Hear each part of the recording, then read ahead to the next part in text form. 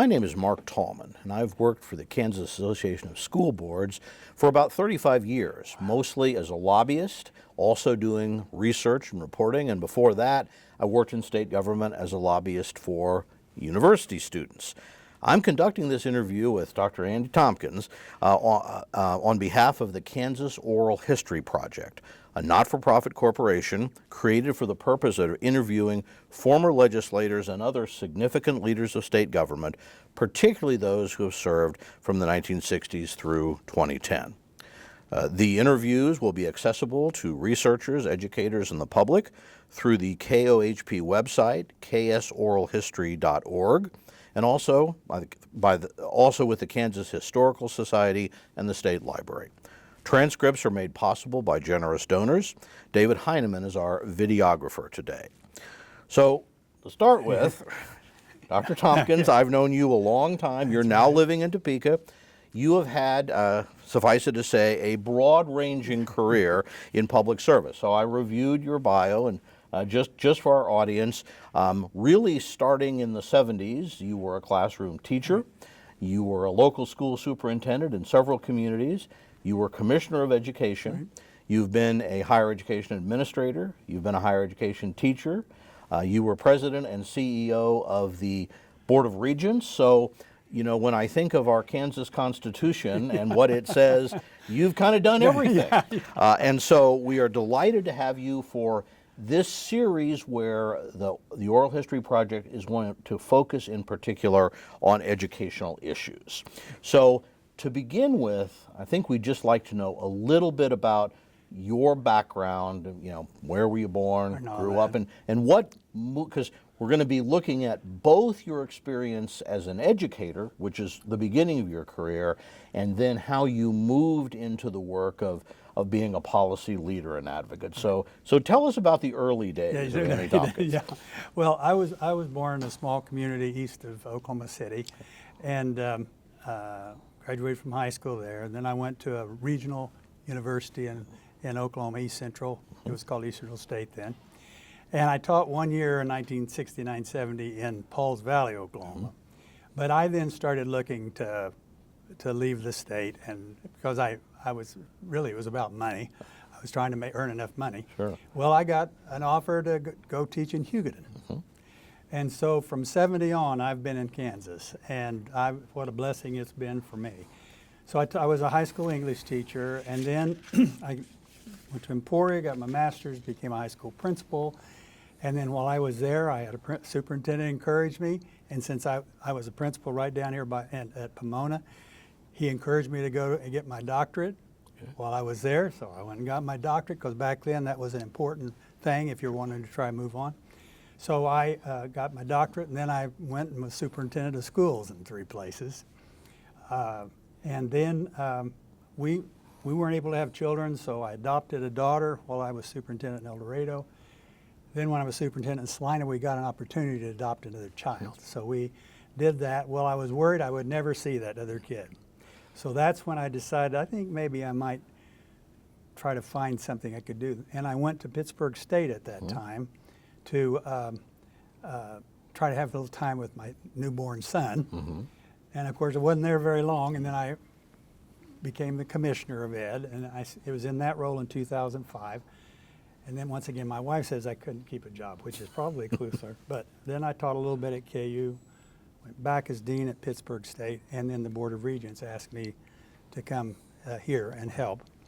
And then I officially retired in 2015, but then we had a president leave early and right before Thanksgiving in 2016, so I went out to be interim president at Fort Hays and was there just about a little over a year until they found a new president. And then in 2019, coming back from Phoenix, Arizona, if I remember right, I got a call from Blake that our president, unfortunately, in Wichita State has passed away in office. So I went to Wichita State until December of 2019. So right now, though, my life is mainly just retired and volunteering. We'll see whether you can keep that, but it sounds like, you know, if a call comes, you never know where you may go. So a little bit curious, I mean, we're certainly going to talk about your role as a leader, but What got you interested in being a teacher or getting into education? Yeah, what? My mother was a teacher, Okay. but really, well, after the first year of teaching, and I didn't know if I was going to be able to make it, I went out and got job offers in the business world, was getting ready to take them until I saw this ad in Oklahoma, Data, Oklahoma, about Hugoton, and I could make about what I was going to make in the starting salary there. So, I was already trained to be a teacher. I said, I'll go ahead and stick with that now. And then, I don't know, it just kind of worked from there. I got a degree in school leadership, and then, and you got, I think I felt like I should try that. I don't know, maybe it was in the time when you felt like there's advancement. You need to have an advancement or something, And so I thought, well, I'll try and see how that was. Well, I felt good about that on most days. And but I thought that being a school superintendent would be really an interesting job, and it was. And I loved being school superintendent, and so that kind of got me into that. And then this other, the state leadership roles. Boy, you really have to think about that because there's a lot to learn. There's a difference in local, and then being, as you know, being in a state level. So that took a lot of soul searching, but it was a blessing for me to have that chance to be there during that time. And the same when working with the regents. And I think one of the things I found in the superintendency is, now there's going to be some who think this is a little weird, but I loved working with boards. And the reason I love boards is that I know you have one-offs and things that happen, but seeing them coalesce against things, the different disagreements they have, and then how they kind of come together eventually, and learning to respect each other. I mean, I don't know, there's just something about that I thought was good. Well, it's interesting because a lot of the people who have been interviewed in this project have been, legislators' elective roles. Right. So you've had a career in service that hasn't really involved being elected yourself for the most part, but you've worked for elected officials, elected board members, and that's a little different animal than like a legislature or something like that. It's smaller, but I assume you have that some of those same tensions. So I think what I'd like to explore with you a little bit based on that is, so, we certainly want to talk about some of those issues. As you think about that, you've already mentioned that kind of tension between local, we're a very local control state, but on the other hand, there's very clearly a state role and responsibility for quality and those sorts of things. We have that. We have a lot of those kind of tensions that you've had to kind of bridge, and I think one consistent through all of this is, education has always been a very important. It's probably the biggest thing the state does. One of its biggest responsibilities. It's one of the biggest functions of local government. So, maybe starting, you talked about liking being a superintendent. You were at several places throughout the state. We could kind of go back in time a little bit to that period. Yes. Maybe talk a little bit about what were some of the issues you faced there, and what I want to be thinking about is, over this time, over these many decades, how has our expectations of what we want from our school system or our college, just, what do we think an educated person should be, and how should that look like? So let's go back to the 80s, I guess, and think a little bit about what were the issues there, and what was driving change at that time that you were kind of having to deal with as a superintendent. Well, so in the first superintendency I had, which was in the mid-'70s, we were still in an era in that rural community where they would spend 2 hours talking about the bid on the buses, and I could bring a whole K-8 curriculum to them, and it would be 7-0 vote, and we probably wouldn't be there 10 minutes for that. Those things just weren't an issue for most of them at that time. But all those things that started happening, with integration of schools, special ed, and all of that, those became greater and greater issues. And so then, you saw what was happening on a larger scale started affecting that local board more and more. And so by the time I moved from that small school district in Satana to El Dorado, we ran all the special ed for 9 school districts, I think, or 10 schools, all the Butler County schools. And so all of a sudden that was a much bigger issue. And and we were the one running it. So, but I had to work with all the superintendents and sometimes their boards. So that was a big issue. And of course, ultimately, economy always affects schools. And so we had periods of time, like for example, the bust in the oil field in the early 80s, and especially in Butler County, that was a big issue. And so you had to be sensitive to the fact and what's happening to the people there, and our board members representing those people. But the one thing that is so great about this state is that people always want to do better. That sounds so simplistic, but I don't care who the most, feisty board member you got, but ultimately they want it to be better. And so you could capitalize on that. And so, there we'd have issues on special ed. We were having issues on finance, of course, at that time, big time, and so forth. Then, as you know, this morphed ultimately into the 92 finance part and ultimately to 2005 finance. But the finances were always some issues, and you had some boards that were willing to be more involved statewide and some who had no interest in that, So you again, as I think back on those times, some of the big issues that you would have faced, certainly special education. That law was only passed in '75, so even moving into the '80s, that was still being implemented. Teacher rights, negotiations, due process. But those were still relatively new at that time. So some of those changes were taking place.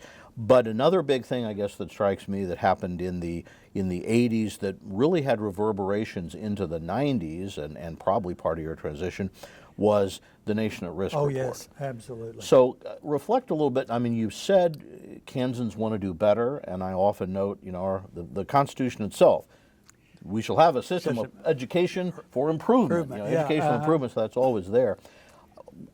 How did communities respond? What were some of the issues that you kind of were dealing with as you're sort of trying to, we have these rising expectations, but we also have to deal with, we have to deal with the budget. We have to deal with, maybe we may not have the money. How were there any things that you kind of reflect on that were important there? Okay, I want a couple of things I'd mention. So first of all, one other issue that we've had is second language students.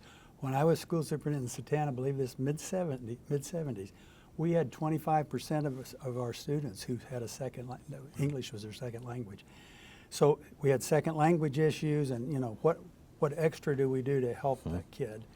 And then we had special ed issues, and I think the co-ops and the interlocals were responses to how do we afford this, because each one of them couldn't afford it on their own.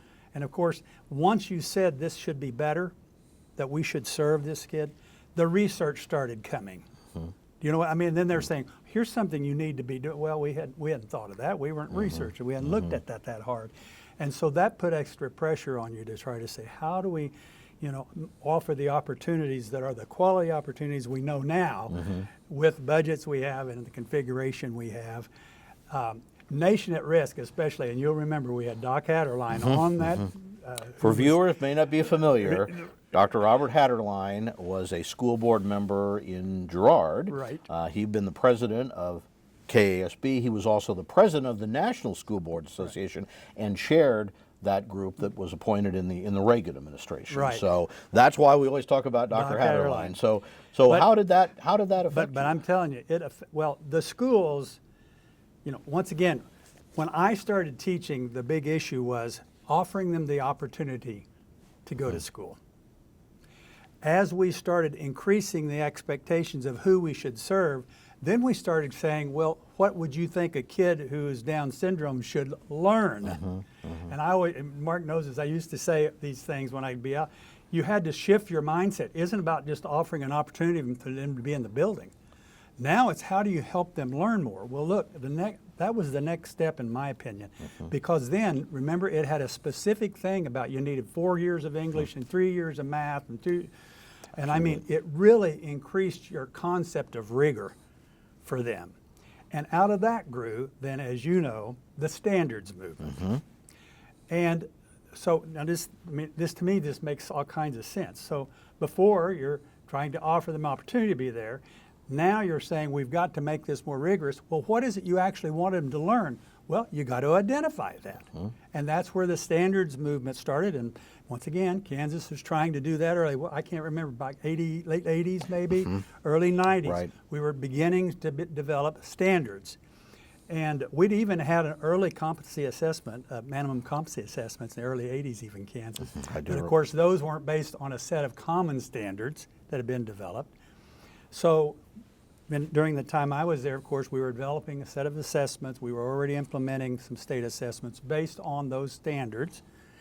And we were also thinking about, and I don't know if you and I ever talked about this, adaptive assessments. And these would be where you don't, you remember a kid would go and say, I already know how to do that, I don't need to do that 30 times. Well, these adaptive assessments would go and test you on this, and if you easily handle that, it'd jump you to a little harder, and you didn't have to take as many of those to identify what you now know. So I don't know where they are on that, because once again, I've been out of that for a while. But I mean, to me, it was an example of this made this had to be better, and then we said, oh, we've learned that, now how do we make this happen? And so, you know, we're still learning a lot. We still have kids who have difficulty learning, and we haven't found the exact thing to help them learn as well they should. And then another one other thing, and I'll get off that I thought about that really, I want you to think about this scenario. In 2020, and I was retired, we asked 30-some thousand teachers, go home and teach from home. And then we would wonder why some kids didn't learn quite as well the next year. I mean, come on. We had an event. There was a pause in that. Not everybody would be comfortable in doing it, know how to follow up and do those things. And so I would say that event also made some difference, that now I think the schools are probably working hard to try to move out of that. That's right. Yeah, certainly, and the COVID experience had a huge impact at all levels, right? Yeah. Yeah. Certainly K-12, higher education as well, that we're still dealing with. One other issue that I want to just mention before we maybe move a little more into your role as commissioner, and that is, you mentioned funding, but I also want to think a little bit about equalization. Yes. And so one of the things that was also the story of the 80s moving into the 90s and ultimately the 92 School Reform Act was the fact that local resources are very unequal. And so how do we provide an equal educational opportunity or hopefully something, you know, comparable results with very different resources and the state's role in that? What did you see? Because I'm thinking of the different districts you were at. They were in kind of different positions on that issue, and that, of course, was a lot of what drove the 92 law. So can you talk a little bit maybe about what you saw or your experiences or reflections as Kansas moved first from the School District Equalization Act model to try to address that, and then even more of a larger state role or state guarantee in 1992, driven by a lawsuit, but with a legislature that really, in many ways, rather than fighting it, agreed to make it work and have some good. What are your reflections on that? Well, I was teaching at the time we had that first one in '72, and so I didn't totally understand that. And well, wealthy districts did, though, because they didn't want any part of their property tax going anywhere. And I understand that perspective. But this really started, I mean, I think it fit with understanding how we serve kids differently. And it's a recognition that in serving those kids differently, you also have to look at what are the resources those school districts have for that. And, you know, we used to use, who was it, Burlington and Galena, right? And we said, what is the mill raise in each one? And so how much would it be here? And notice one of the things that I thought was unbelievable in our state is that we tried to equalize bond issues also for helping. I mean, I know there were some limits to it, but I'm just saying. So I think that equalization was, you know, kind of the next step, and recognizing that, one, if we're going to try to help all kids learn better, we've got to somehow make sure that there is some kind of equal distribution based on their own ability to do that. So that 1992 Act, did a couple of very important things. It made a major effort to equalize both the funding available and the tax rate necessary to fund them. Yes. Across both operations and, as you say, looking at bond issues. But part of the issue of passing that to put more money into the system was also adding in directives for a new accreditation system, standards and tests, as we've talked about, site councils, longer school days. So that law was very much about both finance and tax equity and improvement. That And passed, expectations. exactly. So that passed in '92. A few years after that, you became Commissioner of Education. So I guess I'm interested in both your motivation to become commissioner, why you think maybe you were chosen. I don't know if you want to share that or not. Okay. What made you the right person, and then you spent a number of years in that role, really trying to implement those new expectations. So tell us a little bit about your journey and your experience as commissioner. First of all, this was easy to say at the time, but I had known some people who had applied in the past, who had also pulled out from that in the past. But I also felt like that was a place, I had a little different view in my roles when I was in leadership roles. Mine was, where could I get some things done? Where could I play a role in helping get some things done? So when I was in this size of school district, I was having to do all these things also, so it wasn't as impactful as if I could have someone help me in doing that. You get what I'm saying? Mm-hmm. So in my view, this was a place where I could have a chance to have a broader impact in helping people, helping children learn, and the supporting teachers and so forth. And so that really was more my motivation probably. And once again, why was I selected? I don't know, you'd have to ask them. I think, maybe I was the only candidate they were interested in. I don't know. I don't remember who the candidates were. But it was an honor. Mm-hmm. I mean, a major honor for me. I mean, I never believed I'd have some opportunity like that. So yes, we took it serious because I was a believer in the standards. I believe that helped us clarify for us what we wanted the kids to learn. I never have believed we're there understanding how we help all those kids learn. So everybody said, everybody can learn and learn well for all the time. I'm going, yeah, they may, but I'm not sure exactly that we know how to do that yet. So anyway, we developed standards. We used all kinds of local people and smart people who developed social studies standards. We made decisions about when we assessed students and period of time for assessment, the turnaround time. As you know, John Pojo and Doug Glassnap helped us design the tests along with some others. But I also had one on accrediting university preparation programs, because that's also a time when those standards changed. And so we had a lot of work with all those deans in trying to identify how we make sure, because we were trying to struggle with whether we should have a state accreditation only or it should match the national accreditation, and they all needed national accreditation so you could have interstate licensing. So that was a part. And also, we always struggled with preparation of teachers. I mean, we've always had a difficulty, but of course it's more pronounced even now, because I think last year, if I read right, we had elementary openings all over the state, and we've had years that would never have happened. So, as you know, and I'm going to go ahead and get into this in the role, we had some other social issues raise their head with us. As you know, one of the biggest issues that, at least on the surface, here we have all these other things we're trying to get done, but one of the biggest issues was the issue of evolution, teaching evolution in school. It's a logical discussion if you're thinking about developing science standards, okay? And so we had board members who believed that we should be teaching that, and we had board members who believed that we shouldn't be teaching that. And so we heard more testimony. I mean, it was, did you go to all those? I did not go to all of them, but I was observing at a distance. It was so interesting. International attention. Oh yeah, yes. We had one time when they were voting that we had people all over the world there. Yeah. But it was so interesting, and here was one of the, so as a Christian, I believe in I believe God created the earth and so forth. I'm not as clear on when that all happened and how God decided to do that. Others are clearer about that, at least in their own view about what that is. And that's kind of a separation line there, because, you know, scientists use a Big Bang and whatever, and others say no, that they limit the years. And so those are the kinds of discussions that were held there. And so really there was compromise on those standards. But it was more really of a great learning experience if you can live through it, because it was difficult.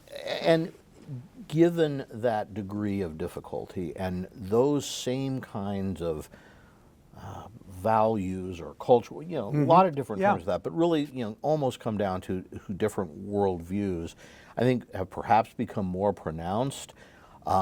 Again, you got through it. Do you have any reflections on what were some of the things? I mean, you know, no one ever leaves completely happy on something like That's that. right. But how did you manage that with the board? And do you have any reflections on how, for example, the legislature and others were reacting to that going on? Well, it's definitely, when you take a social issue like that, you definitely have people taking sides. And so you're going to have sides in the legislature and so forth. But I think one of the things, we used to talk about this a little bit, and I was reminded of this because I hadn't thought of it for a while. We decided we should take the high road. Now that sounds a simple one, but it is critically important. So no matter what your opinion, we valued you. And we tried to honor that, even when we might have a disagreement with it, or a disagreement of how they were going about that. And I think that's part of how you have to get through those things. And, you know, the more personal you take it, the less happy you are, and the less you're going to be effective in doing it. You've got to find a way to let some of that go, the personal side of what you may have, and honor those who are in the position have to take that and realize what you've got to do to help them make as good a decision as possible. Well, you know, I guess I'd also maybe ask you to think about, as again, looking back, one of the things that I think it's fair to say when I was a youngster in this business, I think it was common to say people didn't know much about the State Board of Education or what it did or who their people are. It seems to me you also kind of coincided with a time, whether you were the reason or not, that the visibility of the board really increased. Yes. And we're kind of unique in Kansas in having a constitutional language which sort of provides it the kind of a different and greater, if not incredibly well-defined power. And then the third thing is whoever wrote the Constitution somehow decided that having an even number of board members would be a good idea. So are there any, you know, what were some of your You remember thoughts? They tried to go to 11 once Yes, while I was there, and they couldn't get past and, the 11. you know, that's the trouble. Amending the Constitution, amending the Constitution. not easy thing It's hard to do. to do. But you, again, kind of looking back on some of those issues, I guess I wonder if you have any reflections on what's the visibility of the board, struggling with those powers, which sometimes the legislature isn't real comfortable with, and you know the board trying to figure out what powers it should defend and all of that, and then kind of sometimes the further difficulty of the ability to be evenly divided and very hard for anything to happen. Were there some things around those issues that strike you? You right on in that, but you know you got to keep a board who has some constitutional authority, but who is the paycheck comes from the other. Right. Forgetting that in a way, or keeping it at bay, because that's where you're going to get your help. But I think one of the things that happens, if you've ever had one of these times when you are, I think about this as, now this is going to be an unusual example, but I had a student who had done something incorrectly when I was a principal. I decided I needed to go talk to his parents. I went to his home, and his dad hit him, knocked him out in front of me. And I thought, what a dumb thing I did. A terrible thing. I could have handled this in such a better way, okay? What you find is when that visibility came, we also had to then be advocates for what the board was trying to wrestle with. It'd been easy to go, yeah, I don't know what that board's done. I don't know. Why would you do that? That doesn't help them solve anything. So one of the tensions was, in the midst of this tension, we had to make sure that the field wasn't getting mad at the board because they're having to discuss this. And you probably remember we would go to school board meetings and talk about this, and you know, because you had both multitude of opinions in those local school boards too. So I think that was one of the other things you had to kind of work with on that is, you know, trying to help people really, hey, honor this process, honor these people who are here, who've been elected to try to do this, even though in some instances you certainly don't agree with them. I guess as we're sort of moving through your career as commissioner, another sort of landmark thing that happened was the No Child Left Behind Act. Yes. And this too represented, I guess in my view, but I want to hear yours, another change because it was yet another increase in federal maybe intervention or at least oversight, certainly helped raise the more visibility, and just that whole leave no child behind, we're going to get everyone to 100%. So maybe talk a little bit about kind of your reflection on when that passed, how the board responded, because one of the big issues we mentioned before, the 92 law set in motion a new accreditation system. Yes. And you had to make some changes then kind of to accommodate, or at least you chose to make changes, partly to accommodate that new federal law. So maybe, what were the No Child Left Behind years like when you were commissioner? That's a good point. You know, I don't have all my notes here for this. But so that accreditation requirement, what we used to do is, do they have the flags up? Did they have enough hours in the day or whatever? Now they wanted to know how are they doing on their state assessments and how, you know what I mean? So it was an increase in expectation of what you wanted to make sure they could do. And of course, we were in the first positions to go talk to schools. I remember the 2 schools I talked to about being on probation. And so that was a discussion. Well, then when No Child Left Behind, the irony a little bit in this is that you had some group over here that didn't think everybody would be, that's crazy for us to think all those kids are going to learn. And those same people would have loved No Child Left Behind for some reason. And it could have been a political reason, as you probably know. But, you know, in one instance, it extends this idea of trying to serve more students. And so one way might be looking at, looks like we might get some more resources to help more students. And so from that standpoint, but you know, you had very reactive people about federal government getting involved in that, and we still have today wondering whether we ought to have that federal government involved. So from our standpoint, we were probably pragmatic. If we're here trying to help more students learn, and they're willing to give us some resources to help more students learn, let's try to use those wisely. Right. And that, you know, tied into that, of course, I guess in my mind as I think back, all of that pressure at kind of both the state and federal level for more accountability, more testing, we want to know how you're doing, perhaps paradoxically created the record for a new round of lawsuits that were less focused on funding equity and more focused on adequacy is the term that is often used. The Constitution says funding must be suitable, and the Supreme Court over the years has said that must include both equity and adequacy. So that really led to the Montoy decision in 2005. That was as you were, you know, moving out of that role. But again, I'm just kind of wondering whether you have any reflections or on the board's role, your role, legislative reactions to the fact, you know, now we've kind of created this body of evidence, and it's further raising expectations of both on schools and of funding. And on funding. The one thing on the adequacy was the issue. If you go to those who look at those budgets all the time, they would, whether true or not, their phrase would be, if they would have funded it each year, we would not be in this.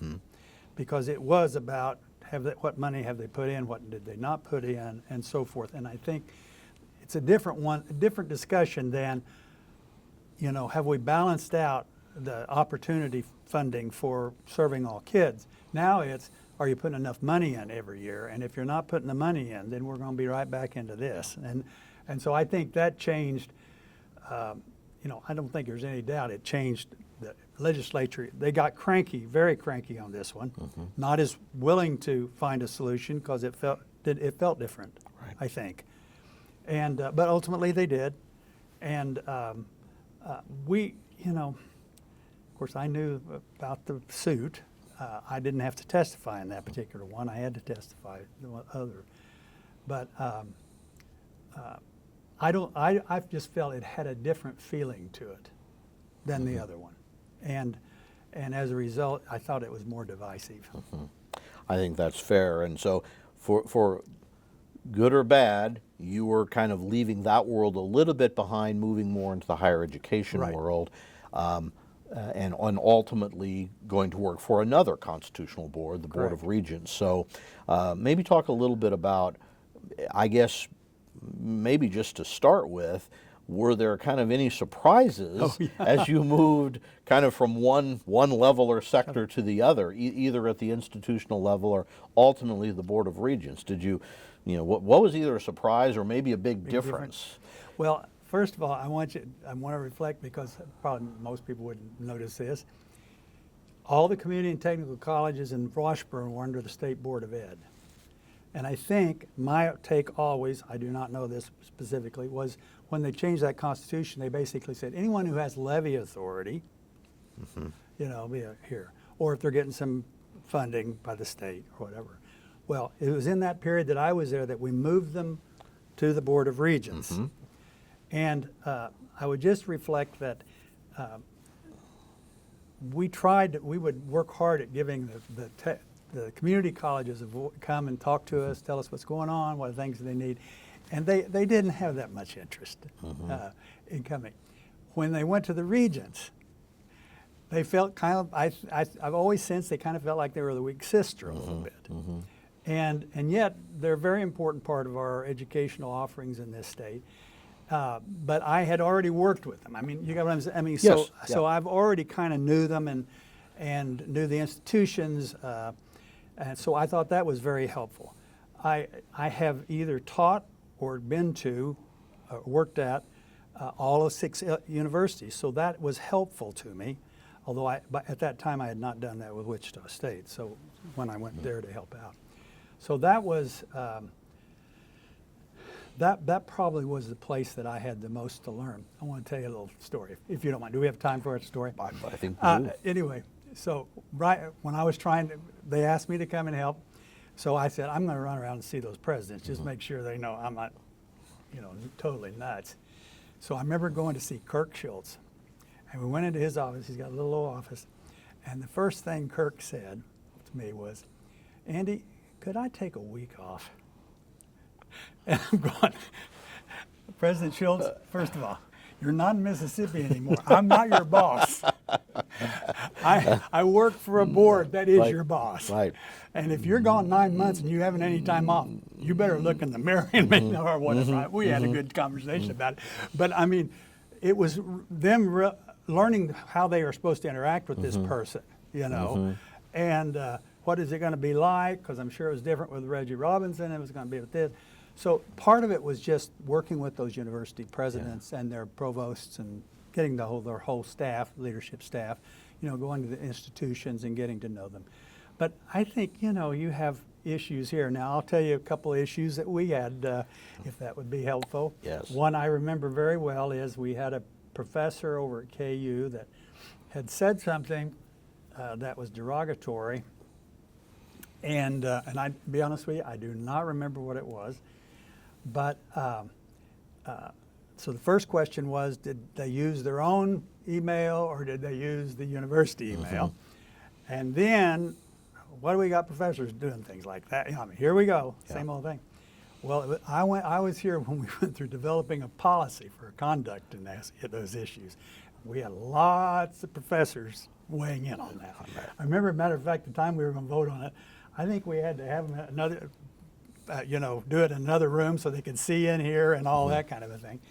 But it was another interesting deal. When I got here, another one was the community colleges that sued the board. And so we had to work through how we were going to do that, and we had an attorney on the board right then, one of the best human beings walk the earth. And he said, I think I can help with that. And we worked with him through our general counsel, and he helped us get it solved. I mean, you know, we hired presidents while I was here. We had to let one go while I was there. I mean, it was a typical kinds of things you have to do in these roles. But, you know, having been in other leadership roles where you had to let people go and hire people, you know what I mean? You kind of know what you're supposed to do when you're in the midst of those roles. So I don't think I found it that different other than, you know, you didn't have quite, I mean, one I would see, when we had state board meetings, State Board of Education meetings, we would have press there, you would know, we'd have school board there. Sure. We would have a few people come and observe the board and so forth. When you have Board of Regents meetings, you have the president, chief of staff, finance, provost. I mean, there's 8 or 10 people from each one of them. I mean, there is a bunch of people that come to these. And so, in a way, I thought that was phenomenal because then you got to know them. You know what I mean? Yeah. I mean, I just assumed they wanted to come and see what the board was going to do. But that probably was one of the real things I didn't count on. Well, and that difference, I guess, and here again, one of those balances we have is that, you know, the regents, of course, are appointed, not elected like state board members, so there's a different relationship with the governor, but they directly control the state institutions, and now, after that change, sort of oversee the local institutions which have their own boards, and whereas the Commissioner of Education, although the state board has a direct role over the School for the Blind and School for the Deaf, almost all of the K-12 constituency does not report directly to the state board. That's correct. They have their own local board. So there is that, I guess that would be a critical difference, and I suppose that's one reason that would show up. Yeah, and you would see too, I mean, so when you're a coordinating board, it's a whole different kind of thing. But I think when you're a governing board, one of the things you have to be careful for is to assume that someone did something wrong. I mean, it becomes easy to say, well, what kind of place are they running down there? And I say it in my own mind sometimes, but I don't say it out loud, because you have to wait and honor that president and do it in a professional way that then helps them gain a confidence and so forth. Because, hey, you got college campuses, you're going to have issues. I mean, I don't care what it is. And so one of the things I think was a good thing, I think this was before me, but I know we emphasized this too because I thought it was a good thing. And that is, we honored the mission of each of those 6 universities. And we said, they have a different mission. You know, a general person might say, well, you got 3 regional schools and they, you know. Well, not really. I mean, you just got to think about major differences in Pittsburg State and Emporia State and Fort Hays, and then Wichita State serving that aerospace and industrial complex. And I mean, it's amazing. And during the time I was in this role, you talk about blessings. So we have two universities that have generally been the developing health systems, and that's our people to work in the health field. KU is the major one, of course, but Wichita State to a second, another degree. Well, the physician assistant program, for example, is at both institutions. But both of those institutions work together because of needs, get ready, to help K-State develop a physician assistant program. Wichita State, through leadership of who now is the president, President Muma, helped them get their nursing program started by using the nursing program from there on their campus until they had their own program and so forth. This kind of cooperation is just unheard of in other places. I mean, if you've ever been out in the other world, you just see. So these places honor it, they care about one another, they promote themselves vigorously, but they also work together, I think, pretty darn good. And I think a part of that is this trust in them and realize, from their standpoint, realizing that's a high expectation then. And you've got to keep earning that trust every day. And then that board being very professional in how they deal with them. And that may lead into something I've been thinking of. We talked about, and I probably personally am more familiar, the issues when you were with the state board and working with the legislature and others. A lot of that was focused on the mixture of funding and expectations. Yes. Schools wanted more money. Legislature said, well, then we want to see results, and guided also by various lawsuits. That was kind of the story there. What in your time with the Board of Regents, what would you say was either the reaction from the legislature, the overall focus, or maybe just a sense of direction of where things were going? You've alluded to that a little bit, maybe both specialization and cooperation, maybe. Yes. But what were some other things that you think were going on? I think you're seeing it now too. When they're going through a time, or they have gone through, I don't know the timing of this, and we were starting this, and actually had been doing before, but it became a bigger issue, and that is program review. And how many do you have to have in order to keep that program? Well, but this was a little bit of kind of legislative dealing, getting into weeds, but the expectation helps people pay attention.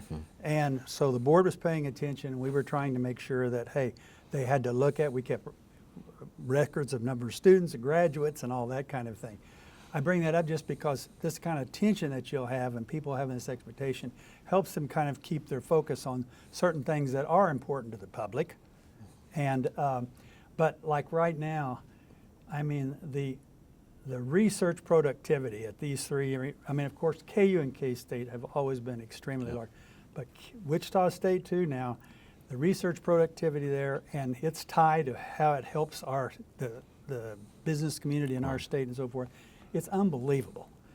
And of course, you want an aha? That's an aha. Is seeing the scale of this, and knowing that they played a part in this. I remember one time when I was teaching that little bit I taught at KU, I went to the opening convocation. I was one of the 10 that showed up. I'm teasing. But anyway, Chancellor Hemingway was there. And he says, I've decided it's one of our priorities has got to be eradicating cancer. I'm sitting there going, eradicating cancer? How would I do that? Chancellor, I mean, I didn't know him that well. Well, all of a sudden, we have a cancer center that has national designation. You don't have to go to MD Anderson unless it has a specialty. They don't have. I mean, they envision this thing of need that your society needs, and they produce that thing. I mean, it's just, you can tell, I'm still overwhelmed or awed by it. Now, everybody's concerned about the tuition. What does it cost to go to college? I understand, and so the response from the institutions is comparing themselves then, Midwest comparison. So those are issues you're dealing with in higher ed, is always saying, what's the cost of education? What can you do to make sure it's affordable? And in a lot of places they're raising a lot of money for scholarships because they know they've got to find some way to help those who can't. But I just think there's a range of issues that, is it costing too much? What's happening to those professors? Or you got classes you shouldn't be teaching? Those kinds of things too. Are you producing that really is leading this state to a better place? And I think they are doing that. As we begin to wrap up, I guess I'll just ask you, we've alluded to that you did spend some time on the campuses, right, either as an interim president, as a professor, as a dean. I'll just give you a chance. Was there anything out of those experiences that you kind of wanted to comment on?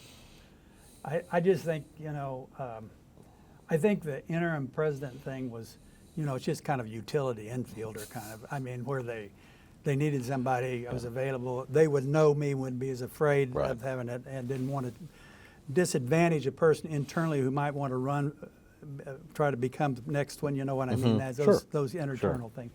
But so that was a leg up for me to get, I knew most of the people on that campus. But then getting there and seeing them and having them help, so that all was just, so good.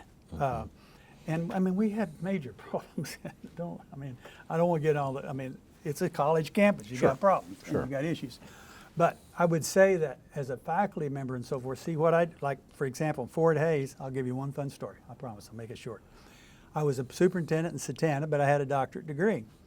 So Ed Steno at Fort Hays called me and said, we need someone to teach a master's course in whatever it was at Seward County Community College. Would you be willing? I said, what night? Because I knew I had all these things. So I taught for him. And then he said, well, before you can do that, you have to teach on campus. We have a rule.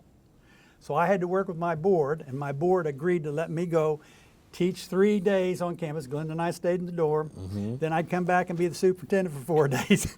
And so I started those kinds of things. Then after I retired, I worked a little bit with K-State on their preparation for some principals, but very small amount, because then I had to go back out for one of the other duties. So I just think that they're always looking for good people. They're always trying to make the place better. And you know, there's no doubt athletics plays a big role in these. I was in the Regents when we thought that they were all going to split, and one was going to Mountain West, and KU was going to the Big Ten, or the OU was leaving. That's before they actually did. So I mean, that was a big issue at the time, because I remember one meeting we had, and I can't remember who all we had on the phone, but we had the board in here on the phone, and I don't think but they said, by the way, KU and K-State will be playing. I mean, that's a simple directive. But in the midst of your negotiations, whatever you're negotiating, keep that in mind. Keep in mind, you will be playing. You know, so I think you just get to know great people. I think in my life, the blessings have been not only having these opportunities, but getting to meet all these great people. I mean, gee, I don't know how you get so lucky.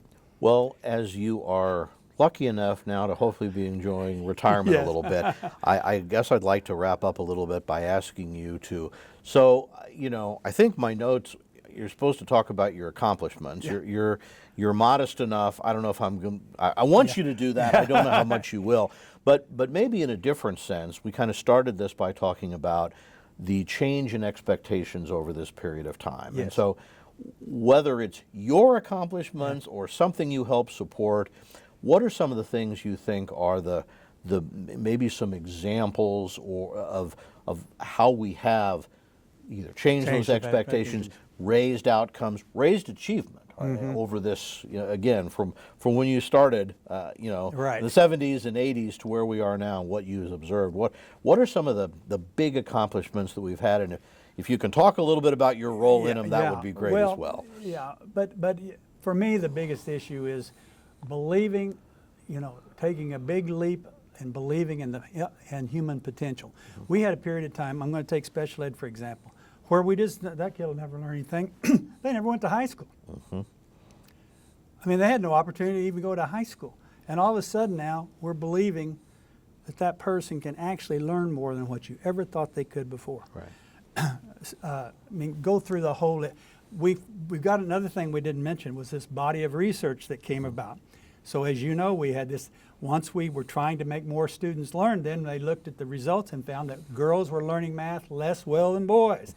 So now we have this body of research trying to figure out what that was. So I got to be in the middle of a time when we were trying to do effective schools, improvements, but it was looking at how do you make it available. We're still, mathematics we've made progress I think, but in science we were still having difficulty helping girls get more interested in science in the high school.